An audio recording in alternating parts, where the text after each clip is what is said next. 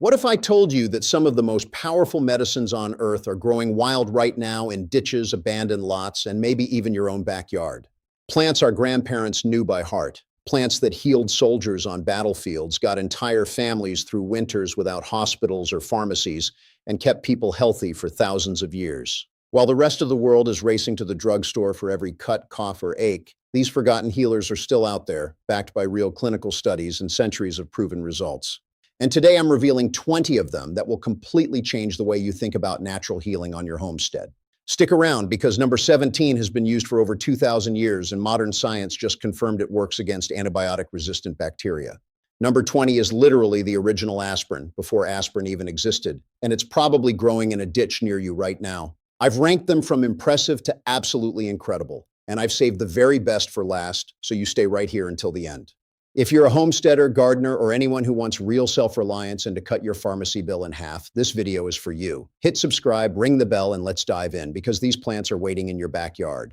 Here are 20 forgotten medicinal plants powerfully growing in your backyard. Number 1, Calendula, the warflower.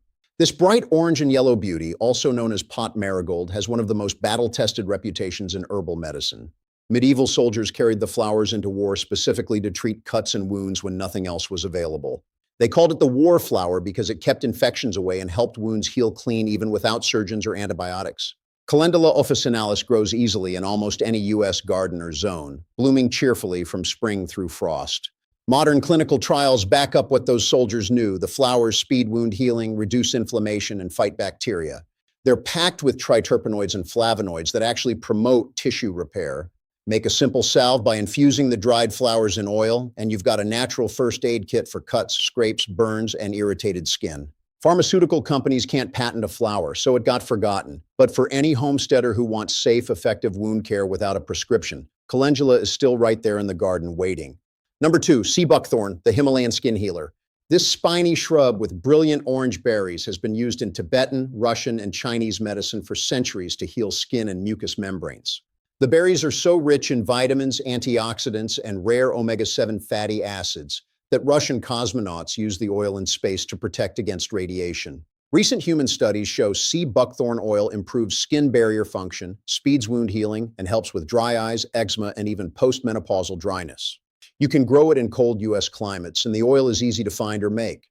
For anyone dealing with chronically dry or inflamed skin, this is the plant that actually repairs from the inside out, something most store-bought creams only pretend to do. Number 3, comfrey, the bone knitter.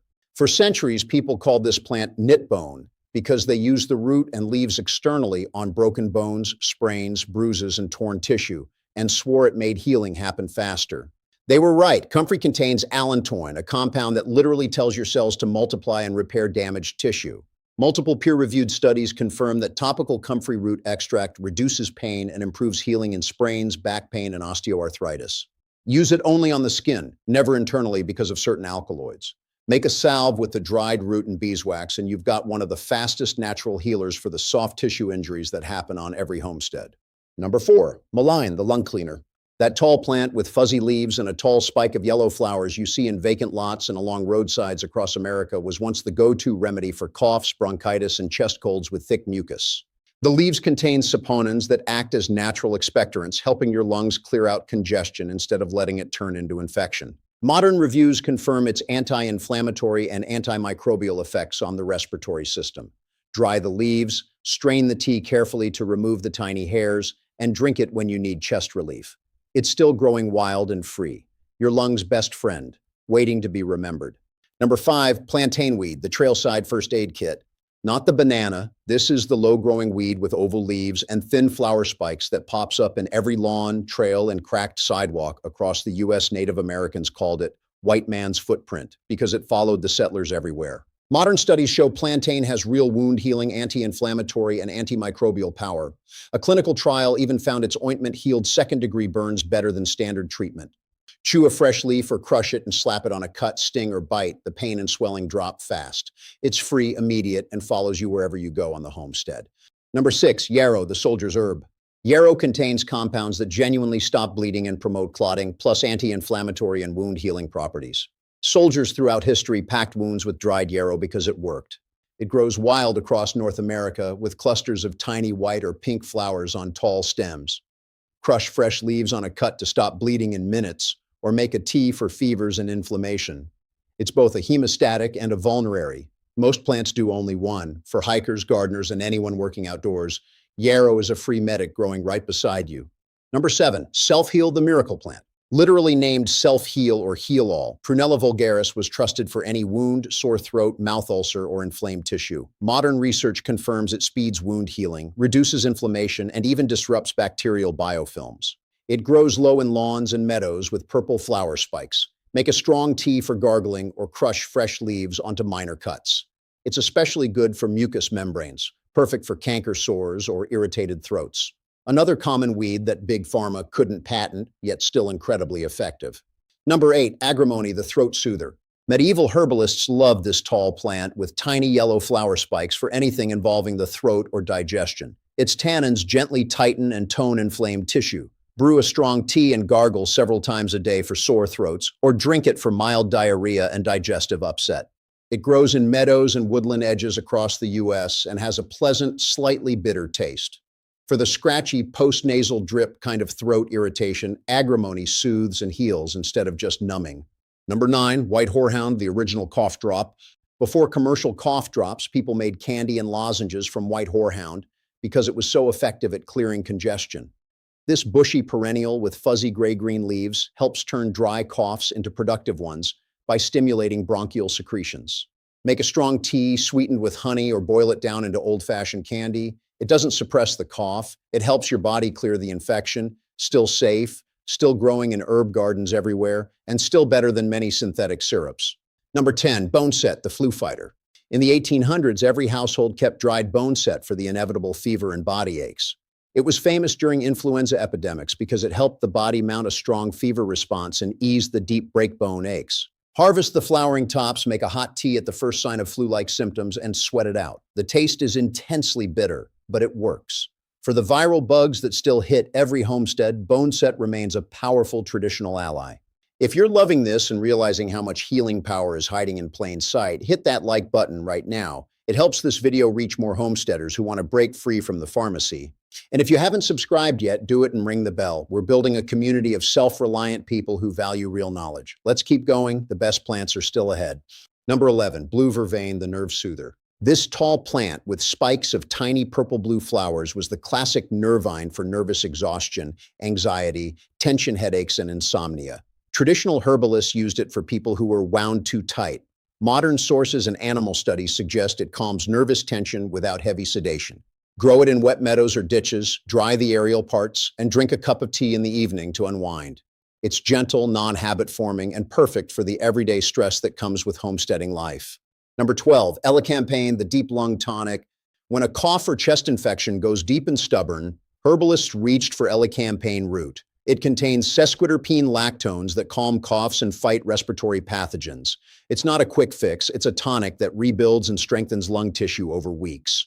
Harvest the thick roots in fall, simmer a decoction, and take small doses regularly. For chronic bronchitis or lingering congestion after illness, elecampane does what antibiotics can't. It actually helps repair the lungs.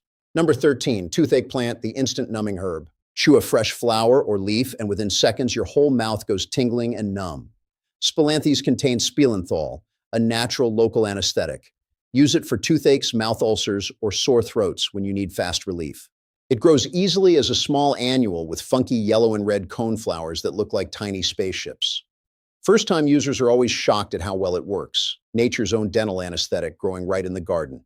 Number 14, Oregon grape, the skin healer. This evergreen shrub with yellow flowers and blue berries contains berberine and has solid clinical studies showing it improves psoriasis and atopic dermatitis when used topically. The bright yellow inner bark makes a powerful salve or cream.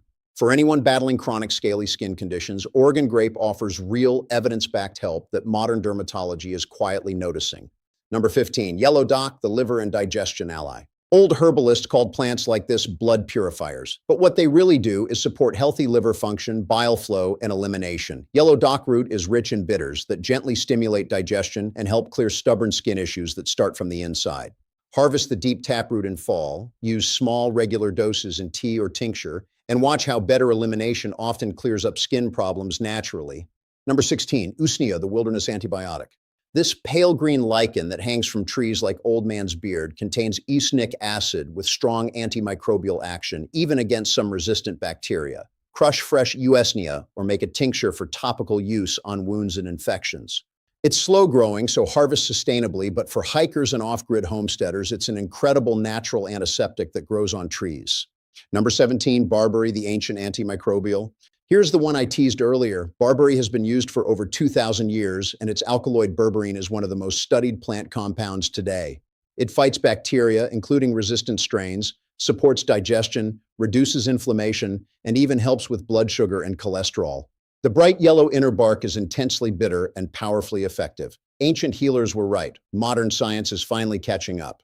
Number 18, red clover, the field medicine flower. Most people see this as just another lawn weed, but red clover's isoflavones have been shown in studies to ease menopausal hot flashes and help with chronic skin inflammation. The flower heads make a mild, slightly sweet tea or infused oil for topical use. It's gentle, nourishing, and works over time. Perfect for long-term support on the homestead. Number 19, sassafras, the historical fever fighter. Native Americans and early settlers used sassafras root and bark for fevers, rheumatism, and digestion. It has a wonderful spicy aroma and was even used to flavor root beer. Today we know to use it cautiously because of saffrol, so it's mostly historical knowledge now, but it reminds us to respect both tradition and modern safety data. And finally, number 20, meadowsweet, the original aspirin. This is the one I saved for last because it perfectly sums up everything we've talked about. Filipendula ulmaria is the plant that inspired aspirin. It contains salicylates, the same compounds in aspirin, but the whole plant also includes natural buffers that protect the stomach. Traditional herbalists used meadowsweet tea for headaches, arthritis, fever, and even stomach irritation without the gut upset aspirin often causes. It grows in wet meadows and along streams, producing fragrant, creamy white flower clusters with an almond-like scent. The tea is pleasant and effective. Modern medicine took one compound, synthesized it, and created side effects. Nature gave us the complete, balanced medicine. Meadowsweet shows why the original plant is often better than the synthetic copy. There you have it, 20 forgotten medicinal plants that are probably growing near you right now. If this video opened your eyes to the healing power waiting in your backyard, smash that like button, drop a comment, and tell me which plant you're most excited to try first. Are you starting with the wound healers, the lung remedies, or the pain relievers? I read every comment. If you want more practical homesteading knowledge that saves you money and empowers your family, subscribe and hit the bell. We've got new videos every week. Thanks for watching. Stay self-reliant, and I'll see you in the next one.